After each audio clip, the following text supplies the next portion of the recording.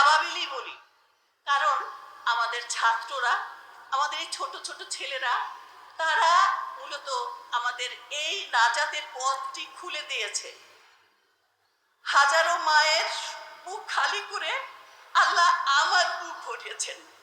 আমি কিভাবে সেই শহীদদের মায়েদের প্রতি কৃতজ্ঞতা জানাবো সেটাও আমি জানি না।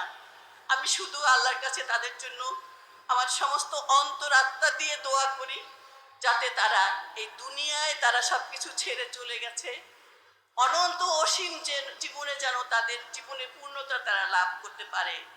আর আজকের এই দিনের, এই যে আমরা আজ নিঃশ্বাস নিতে পারছি, এই যে আমরা আজ মন খুলে কথা বলতে পারছি, এই যে আমরা মতামতের স্বাধীনতা দিতে পারছি, স্বাধীনভাবে ব্যক্ত করতে পারছি, এর জন্য জুলাইয়ের যোদ্ধাদের প্রতি, জুলাইয়ের শহীদদের প্রতি, তাদের পরিবারের প্রতি, প্রত্যেকের প্রতি কৃতজ্ঞতা।